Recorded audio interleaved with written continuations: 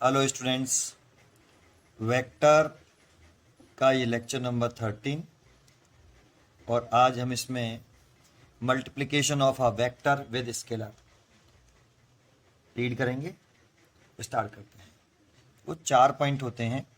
एक होता है अगर हम स्केलर क्वांटिटी का मल्टीप्लाई एक स्केलर क्वांटिटी से करें तो ऑब्टेन क्या होगा। दूसरा, अगर हम एक स्केलर क्वांटिटी का मल्टीप्लाई एक वेक्टर क्वांटिटी से करें तो क्या ऑब्टेन होगा। और थर्ड होता है अगर स्केलर क्वांटिटी की जगह पे कोई रियल नंबर ले लें, उसका मल्टीप्लाई एक वेक्टर से करें तो क्या ऑब्टेन होगा। और फोर्थ है एक वेक्टर का मल्टीप्लाई एक वेक्टर से करते हैं तो क्या ऑब्टेन होगा। ये 4 पॉइंट हैं। ठीक है, तो स्टार्ट करते हैं। पहला पॉइंट, फर्स्ट, अगर हम एक स्केलर क्वांटिटी का मल्टीप्लाई एक स्केलर क्वांटिटी से करते हैं तो ऑब्टेन होने वाली क्वांटिटी एक स्केलर ही होती है। अगर कभी भी हम एक स्केलर क्वांटिटी का मल्टीप्लाई दूसरी स्केलर क्वांटिटी से करेंगे तो ऑब्टेन होने वाली क्वांटिटी स्केलर ही होगी। जैसे एक एग्जांपल से समझें, आपने फॉर्मूला पढ़ा होगा डेंसिटी का। डेंसिटी इज इक्वल टू होता है मास ओवर वॉल्यूम। अगर हम यहां से मास निकालें तो डेंसिटी मल्टीप्लाइड बाई वॉल्यूम। ये अब देखो, डेंसिटी कैसी क्वांटिटी है, स्केलर। वॉल्यूम भी कैसी क्वांटिटी है, स्केलर। और मास भी कैसी क्वांटिटी है, स्केलर। तो मास का जो मैग्नीट्यूड होगा वो डेंसिटी के मैग्नीट्यूड और वॉल्यूम के मैग्नीट्यूड के प्रोडक्ट के इक्वल होगा। डेंसिटी का मैग्नीट्यूड और वॉल्यूम के मैग्नीट्यूड के मल्टीप्लिकेशन के इक्वल होगा मास का मैग्नीट्यूड। और जो स्केलर क्वांटिटीज होती हैं उसमें केवल और केवल मैग्नीट्यूड ही होता है। तो इसीलिए इस मास का जो मैग्नीट्यूड होगा वो डेंसिटी और वॉल्यूम के मैग्नीट्यूड के मल्टीप्लिकेशन से ऑब्टेन होगा। ठीक है, देखो, जितनी भी कभी भी कोई फॉर्मूला आएगा फिजिक्स में, जितने भी फॉर्मूले आते हैं उसमें अगर कभी भी कोई दो स्केलर क्वांटिटियों का मल्टीप्लाई हो रहा होगा तो जो ऑब्टेन होने वाली क्वांटिटी जो होगी वो स्केलर ही होगी। जैसे एक ही हो गया।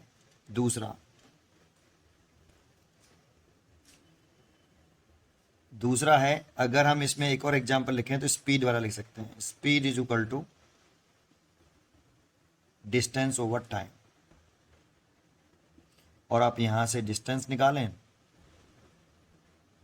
वो इक्वल होगा स्पीड मल्टीप्लाइड बाई टाइम। ऐसे स्पीड और टाइम स्केलर क्वांटिटीज हैं और डिस्टेंस भी एक स्केलर क्वांटिटी है। तो फिजिक्स के अंदर जितने भी फॉर्मूले होते हैं वो मोस्टली अगर स्केलर और वेक्टर क्वांटिटियों में आते हैं तो वो इस रूल को फॉलो करते हुए चलते हैं। जैसे एक रूल हो गया कि अगर हम कभी भी दो स्केलर क्वांटिटियों का मल्टीप्लाई करते हैं तो ऑब्टेन होने वाली क्वांटिटी एक स्केलर ही होती है। एक ये रूल हो गया। ठीक है, एग्जाम्पल में मैंने आपको ये बताया, ऐसे बहुत सारे एग्जाम्पल्स हो सकते हैं। चलिए दूसरा पढ़ते हैं हम, सेकंड। अगर हम एक स्केलर क्वांटिटी का मल्टीप्लिकेशन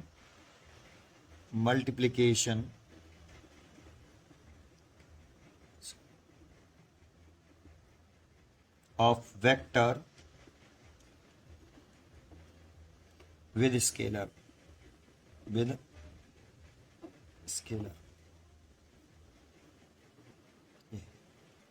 इसको हम रीड करते हैं। ये अच्छा पॉइंट है ये वाला। सुनिए, कभी भी एक स्केलर क्वांटिटी का मल्टीप्लाई एक वेक्टर क्वांटिटी से किया जाता है तो ऑब्टेन होने वाली क्वांटिटी एक न्यू वेक्टर होती है। तो एक न्यू वेक्टर आ जाएगा। तो इसमें पॉइंट क्या होते हैं, जैसे एक एग्जाम्पल के तौर पर कि मैंने लेट कर लिया कि ये जो स्केलर क्वांटिटी है वो आपका ऐसे ही m मान लेते हैं। m कोई सी भी हो सकती है, कोई सी भी एनी स्केलर क्वांटिटी, तो मैंने सिंबल दे दिया m। और ये वाला वेक्टर है वो लेट कर लिया मैंने, एक वेक्टर है a, कोई सा भी वेक्टर हो सकता है। यहाँ पे इजुकल टू, अब इन दोनों के मल्टीप्लिकेशन से मान लो ये वाला जो ऑप्टेन हो रहा है वेक्टर वो लेट कर लेता हूँ मैं r।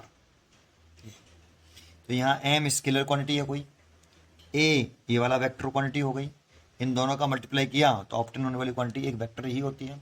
वैसा पॉइंट क्या कॉन्सेंट्रेट करना है, पहला अगर हम मैग्नीट्यूड ऑफ आर वेक्टर की बात करें, मैग्नीट्यूड ऑफ आर वेक्टर,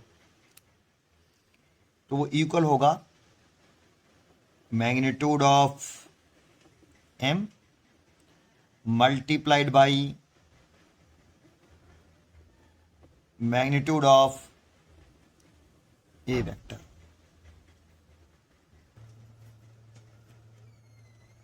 इसका मतलब है इस वेक्टर का जो मैग्नीट्यूड होगा आर वेक्टर का मैग्नीट्यूड दैट मीन्स मॉडुलस, इसको आप ऐसे भी लिख सकते हो, इसको क्या बोलते हैं, मॉडुलस ऑफ आर वेक्टर बोल दो, या फिर मैग्नीट्यूड ऑफ आर वेक्टर कह दो आर।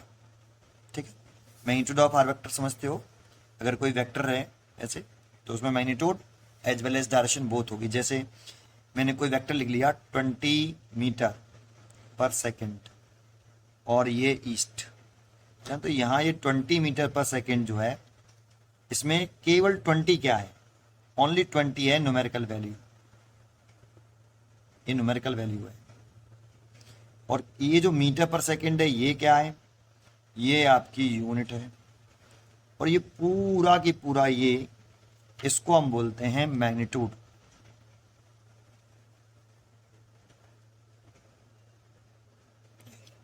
तो मैग्नीट्यूड किसे कहेंगे, न्यूमेरिकल वैल्यू और यूनिट के प्रोडक्ट को बोलते हैं मैग्नीट्यूड।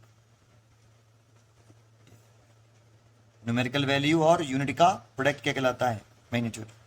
और ये क्या है, ये डायरेक्शन है, ये डायरेक्शन है। इसीलिए किसी भी वेक्टर में मैग्नीट्यूड होता है और डायरेक्शन होता है। और कोई आपसे पूछे कि मैग्नीट्यूड क्या है, तो न्यूमेरिकल वैल्यू और यूनिट के प्रोडक्ट को हम मैग्नीट्यूड बोलते हैं। ठीक है, और ये पूरा आपका आर वेक्टर है, इस पूरे को हम बोलेंगे आर वेक्टर। लेकिन इसमें मैग्नीट्यूड कितना है, तो आर इज इक्वल टू, अगर इस वेक्टर का मैग्नीट्यूड लें तो r is equal to 20 metre पर सेकेंड, ये इसका मैग्नीट्यूड हो गया। और किसी भी वेक्टर का मैग्नीट्यूड उस वेक्टर की लेंथ को रिप्रेजेंट करता है। ठीक है, अगर लेंथ ज्यादा दिखाई दे रही है तो उस वेक्टर का मैग्नीट्यूड भी ज्यादा है। क्लियर, ठीक है। तो ये आपका modulus of are vector that means r vector का मैग्नीट्यूड, ऐसे लिखिए या ऐसे लिखिए, इसे आप मॉडुलस ऑफ आर वेक्टर भी बोल सकते हो या मैग्नीट्यूड ऑफ आर वेक्टर भी बोल सकते हो। ठीक है, तो देखो magnitude of are vector R और मैग्नीट्यूड ऑफ एम केवल जो एम ही हो गया, और magnitude of A vector that means A, तो आप इसको ऐसे लिख सकते हो। तो एक पॉइंट तो ये हो गया। दूसरा पॉइंट है इस आर वेक्टर की यूनिट क्या होगी, तो unit of are vector, unit of are vector तो वो होगी unit of A vector, unit of m multiplied by unit of A vector. जो ये स्केलर क्वांटिटी है उसकी जो यूनिट होगी और इस वेक्टर क्वांटिटी है ये वाली, इसकी यूनिट, इन दोनों की यूनिट का मल्टीप्लाई कर लेंगे तो हमें ये नई ऑप्टेन होने वाली जो वेक्टर है उसकी यूनिट ऑप्टेन हो जाएगी। तो अगर हमें आर वेक्टर की यूनिट निकालनी है तो हमें एम की यूनिट और ए वेक्टर की यूनिट का मल्टीप्लिकेशन करके हम आर वेक्टर की यूनिट निकाल सकते हैं। ठीक है, अभी मैं एग्जांपल दूंगा तब समझना। ये दूसरा पॉइंट है। तीसरा पॉइंट इसमें क्या हो सकता है, इसमें ये तो स्केलर क्वांटिटी है और स्केलर क्वांटिटी की कोई डायरेक्शन नहीं होती, तो इस ए वेक्टर की जो डायरेक्शन होगी वही आर वेक्टर की डायरेक्शन होगी। ये इंपॉर्टेंट पॉइंट है, जो डायरेक्शन ए वेक्टर की होगी वही डायरेक्शन आर वेक्टर की होगी। तभी तो आपका ये इक्वल लगा सकते हो कि इस लेफ्ट हैंड साइड और राइट हैंड साइड का जो है मैग्नीट्यूड सेम हो और डायरेक्शन भी सेम हो, तभी तो ये वाला पूरा और ये वाला पूरा इक्वल लग सकते हो। क्योंकि दो वेक्टर इक्वल वेक्टर कब बोलते हैं, जब मैग्नीट्यूड भी सेम हो और डायरेक्शन भी सेम हो। सो हम यहां लिख सकते हैं unit of are vector, sorry direction of are vector, direction of are vector is equal to direction of A vector, direction of A vector. तो ये 3 पॉइंट हमेशा ध्यान रखिए आप। अगर कभी भी एक स्केलर क्वांटिटी का मल्टीप्लाई एक वेक्टर क्वांटिटी से करते हो तो ऑब्टेन होने वाली क्वांटिटी एक न्यू वेक्टर क्वांटिटी होती है, और इस नई वेक्टर क्वांटिटी का जो मैग्नीट्यूड है वो इन स्केलर क्वांटिटी के मैग्नीट्यूड और ए वेक्टर के मैग्नीट्यूड के प्रोडक्ट से ऑब्टेन होगा, और यूनिट इन दोनों के यूनिटी के मल्टीप्लिकेशन से इसकी यूनिट निकल आएगी। और एम की कोई डायरेक्शन नहीं है, तो जो डायरेक्शन ए की होगी वही डायरेक्शन आर वेक्टर की भी होगी।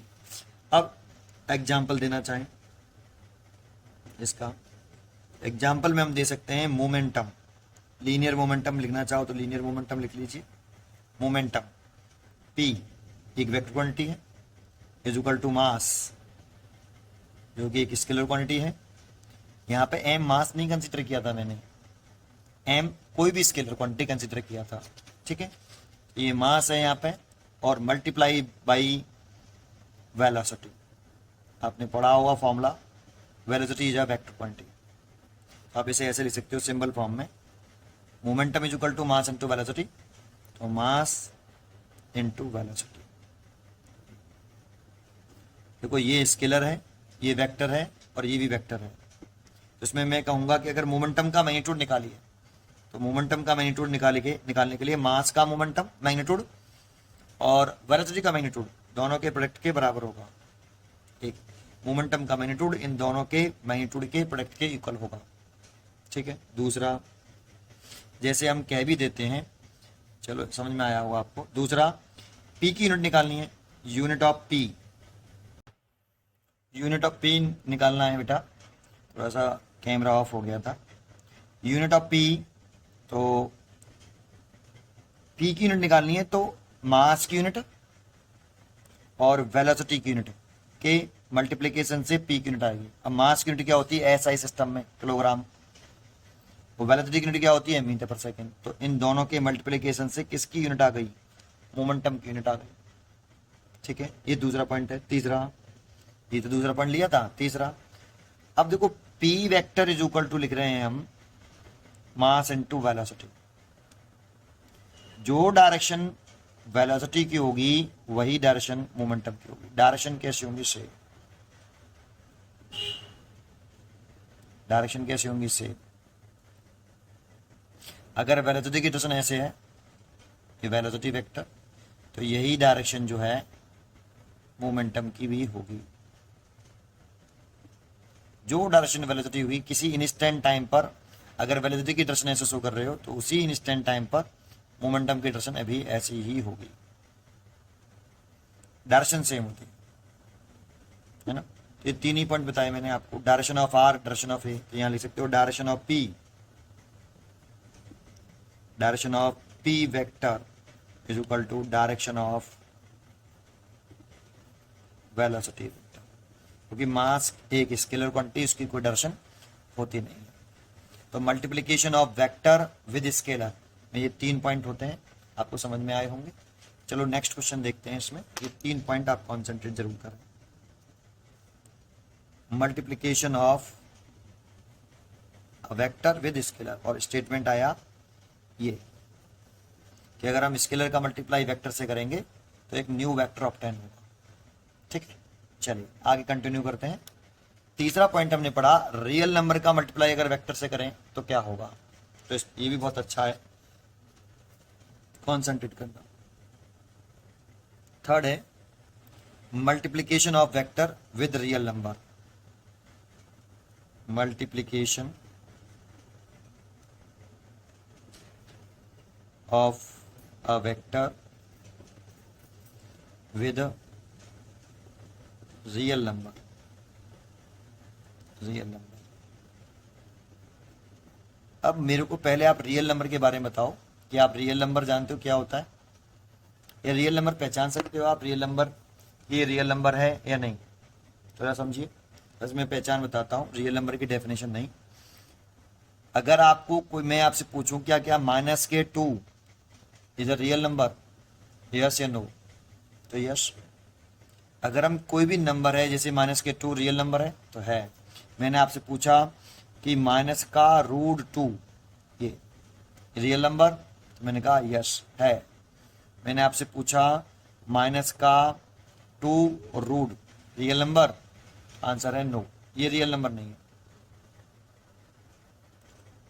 एक ऐसे पूछ सकते हैं, या 2 रियल नंबर है, कोई भी नंबर लिख सकते हो, जरूरी नहीं 2 ही के पीछे पड़े रहो, 3 4 5 6 कोई सा भी है ना। देखो ये रियल नंबर है, ये भी रियल नंबर है, ये रियल नंबर नहीं, ये भी रियल नंबर है। 1/2 ये भी रियल नंबर है ना। -1/2 ये भी रियल नंबर है। तो रियल नंबर कैसे पहचानेंगे? अगर हम किसी भी, जैसे ये नंबर पहचानना है कि ये रियल है कि नहीं, तो अगर इसका स्क्वायर करें, होल स्क्वायर, इस नंबर को चेक करना है कि रियल है कि नहीं। अगर वो पॉजिटिव वैल्यू आ जाती है, पॉजिटिव आया है 0 आ जाए स्क्वायर करने पर, और ये पॉजिटिव वैल्यू आएगी 4, इसीलिए ये रियल नंबर है। इसका स्क्वायर करें तो -√2 इसका होल स्क्वायर, तो ये 2 आ जाएगा, पॉजिटिव ही आएगा, तो ये भी रियल नंबर है। लेकिन अगर हम इसका स्क्वायर करें -2 का ऐसे होल स्क्वायर रूट के अंदर, तो ये -2 आएगा, तो ये रियल नंबर नहीं, ये इमेजनरी नंबर है। ठीक है, ऐसे ये सब स्क्वायर करें, पॉजिटिव वैल्यू आ जाती है स्क्वायर करने पर, तो वो नंबर रियल नंबर होते हैं। तो आप रियल नंबर समझ में आ गया होगा। तो उसके बेसिस पर आप, मैं कहूँगा कि रियल नंबर पॉजिटिव भी हो सकता है और नेगेटिव भी हो सकता है। रियल नंबर आपका जो है वो पॉजिटिव भी हो सकता है, जैसे +2 कुछ भी ले लो, 2 3 4 5 6 है ना, मैंने 2 ले लिया। और रियल नंबर आपका नेगेटिव भी हो सकता है, जैसे मैंने लिख लिया -2। तो रियल नंबर पॉजिटिव और नेगेटिव बोथ हो सकता है। अब जरा सुने, इस वाले केस को देखते हैं पहले। अगर हम एक रियल नंबर का मल्टीप्लाई कर रहे हैं जो कि पॉजिटिव है किसी वेक्टर में, तो क्या होगा? और अगर हम एक रियल नंबर का मल्टीप्लाई कर रहे हैं जो नेगेटिव है, तो क्या कंडीशंस बनेंगी? तो पहले हम रियल नंबर पॉजिटिव, इफ अगर आपका रियल नंबर जो है ले रहे हैं वो पॉजिटिव है, तब मल्टीप्लाई कर रहे हैं। तो एक रियल नंबर का मैंने मल्टीप्लाई किया, रियल नंबर का मल्टीप्लाई एक वेक्टर से किया। जैसे मैंने इस 2 की 2, ये 2 है, रियल नंबर 2 लिया पॉजिटिव, और ये एक वेक्टर ले लिया ए, इसका मल्टीप्लाई किया तो एक वेक्टर ही आएगा आपका, ऐसे एक नया वेक्टर आ जाएगा आर। ठीक है, नया तो नहीं होगा, वेक्टर तो वही होगा, पर बताऊंगा अभी आपको क्या चेंज आया। मैंने लेट कर लिया ये, ठीक है, एक वेक्टर आएगा।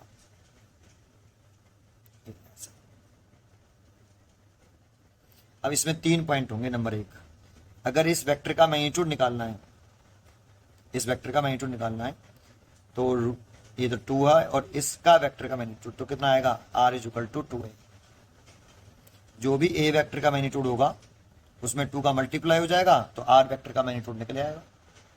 अगर a वेक्टर का मैग्नीट्यूड 4 है तो r वेक्टर का मैग्नीट्यूड कितना आएगा? 8। ठीक है, दूसरा यूनिट की बात करें, यूनिट की, यूनिट ऑफ r वेक्टर, तो 2 की तो रियल नंबर है, नंबर की कोई यूनिट नहीं होती है, तो इसकी तो कोई यूनिट होगी ही नहीं। तो जो a वेक्टर की यूनिट होगी वही r वेक्टर की यूनिट होगी। दैट मीन्स अगर a वेलोसिटी है तो r वेक्टर भी वेलोसिटी ही है, बट उसका मैग्नीट्यूड चेंज हो रहा है, मैग्नीट्यूड डबल हुआ है बेटा, बट यूनिट कैसी है? दोनों की सेम है। अगर ये मीटर पर सेकंड वेलोसिटी, तो ये इसकी यूनिट भी मीटर पर सेकंड वेलोसिटी। तीसरा पॉइंट है इसमें, डायरेक्शन की बात करें तो डायरेक्शन ऑफ आर वेक्टर, तो भाई रियल नंबर की तो कोई डायरेक्शन ही नहीं है, तो डायरेक्शन ऑफ आर वेक्टर और डायरेक्शन ऑफ ए वेक्टर ये सेम होंगी। जो डायरेक्शन ए वेक्टर की होगी वही डायरेक्शन आर वेक्टर की होगी। तो ये देखो, ये सेंटेंस आया।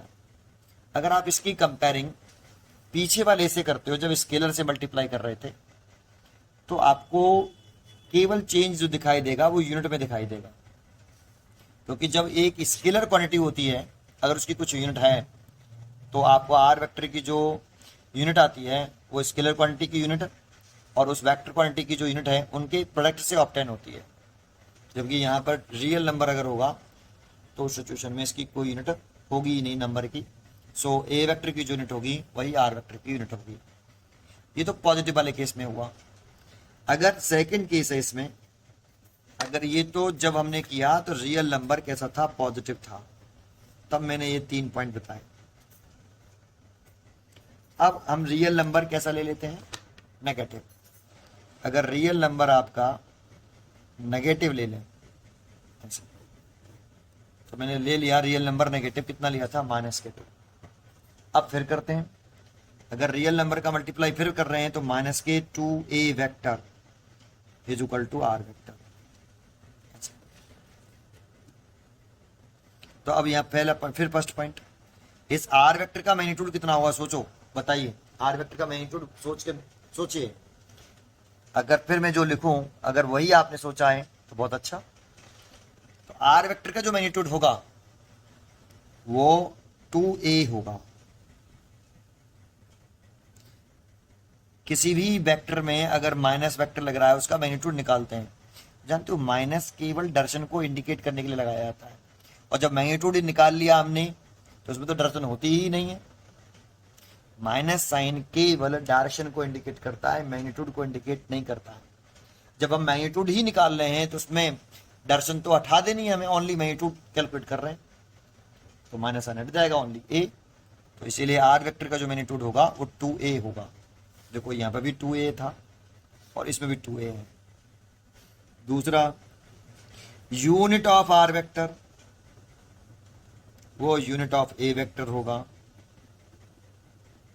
क्या अभी इस वाले केस में और इस वाले केस में कोई चेंज आया, तो अभी तो कोई चेंज नहीं आया।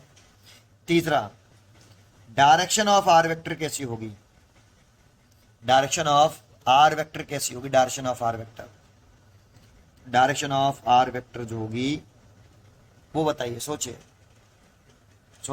कि डायरेक्शन ऑफ आर वेक्टर कैसे लिखें।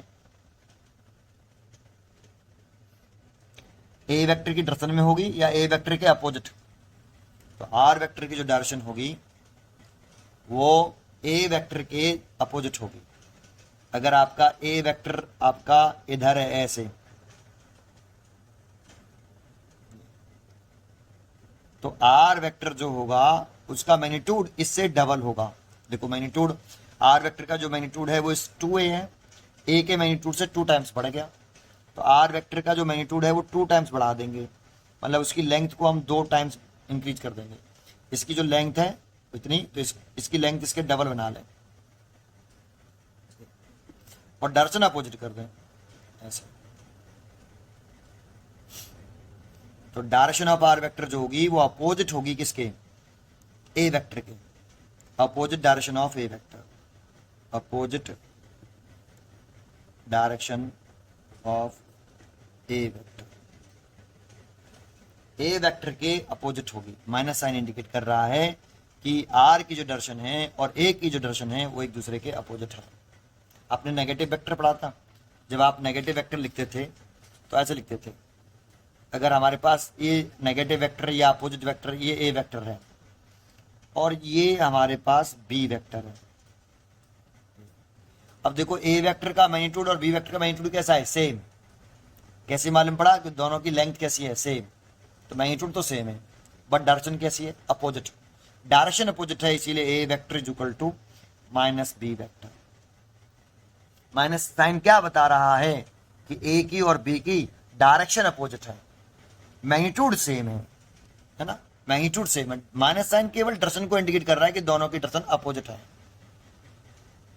इसीलिए तो जब मॉडुलस लेते हैं तो नेगेटिव साइन केवल डायरेक्शन को इंडिकेट करता है और मैग्नीट्यूड में डायरेक्शन होती नहीं है, इसीलिए केवल ए रह जाता है। ठीक है, जैसे अगर हम यहाँ पे बोथ साइड का मैग्नीट्यूड ले लें ऐसे, तो ये ए आ जाएगा और ये बी, ये दोनों के मैग्नीट्यूड तो इक्वल थे ही। समझ में आया, ये दूसरा पॉइंट।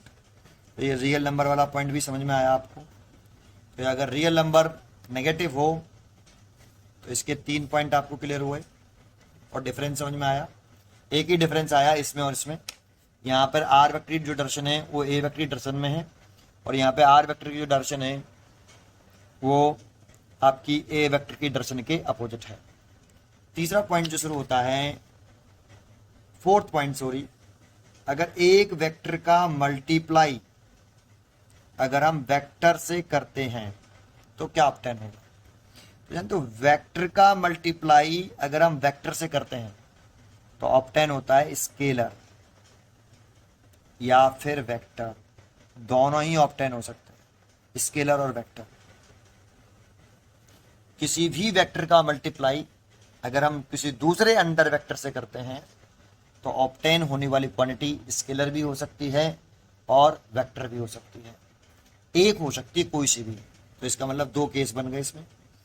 अगर एक वेक्टर का मल्टीप्लाई हम वेक्टर से करें और ऑब्टेन होने वाली क्वांटिटी स्केलर होती है तो यहां हम डॉट लगाते हैं और इसे डॉट प्रोडक्ट या स्केलर प्रोडक्ट कहा जाता है। डॉट प्रोडक्ट या स्केलर प्रोडक्ट कहते हैं। अगर एक वेक्टर का मल्टीप्लाई हम दूसरे वेक्टर से करें और ऑब्टेन होने वाली क्वांटिटी स्केलर हो तो बीच में हम लगाएंगे डॉट, तो इसे स्केलर प्रोडक्ट या डॉट प्रोडक्ट कहेंगे।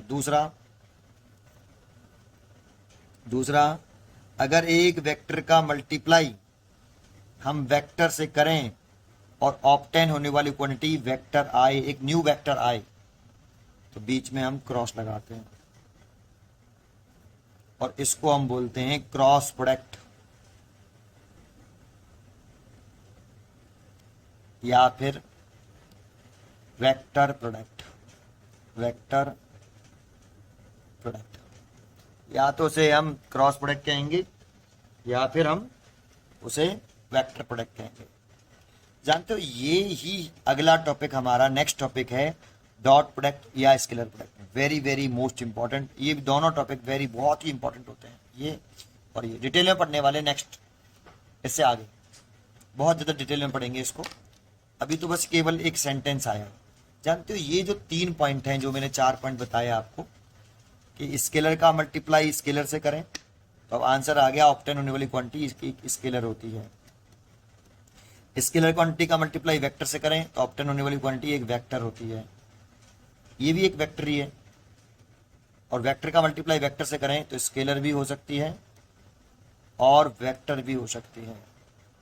ऐसे जानते हो ये जो हैं पूरे फिजिक्स के जितने भी फॉर्मूले हैं, अगर उसमें आप फॉर्मूलों में देखोगे, अगर किसी भी स्केलर क्वांटिटी का मल्टीप्लाई एक स्केलर क्वांटिटी से हो रहा होगा, ठीक है, जैसे मैंने इसका एग्जांपल भी दिया था मोमेंटम का, या एक और एग्जांपल देना चाहें जैसे multiplication of vector with scalar, तो आपने पढ़ा हुआ है बराबर है में फोर्स वेक्टर क्वांटिटी होती है, मास स्केलर होती है और एक्सीलरेशन वेक्टर क्वांटिटी होती है, ऐसे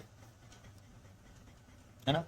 और इसका एग्जांपल दें, जैसे हम इनका एग्जांपल दें, इनका कि स्केलर कैसे आती है, तो देखो आपने वर्डन पढ़ा हुआ है, इसका एग्जांपल दें तो work done is equal to पढ़ा हुआ फोर्स इनटू डिस्प्लेसमेंट, फोर्स और डिस्प्लेसमेंट। अब displacement is a vector quantity, force is a vector quantity और work done is a scalar quantity. Work done जो होती है स्केलर क्वांटिटी में आती है, तो ये इसका एग्जांपल है, इसलिए बीच में डॉट लगाया। इसमें एग्जांपल दें, इसमें वेक्टर का मल्टीप्लाई वेक्टर से करें तो वेक्टर ऑप्टेन होता है, तो इसमें आप दे देते हैं एंगुलर मोमेंटम दे दो L vector is equal to position vector R और momentum linear momentum P, R cross P. या टॉर्क का दे सकते हो, torque is a vector quantity is equal to position vector R और एफ वेक्टर।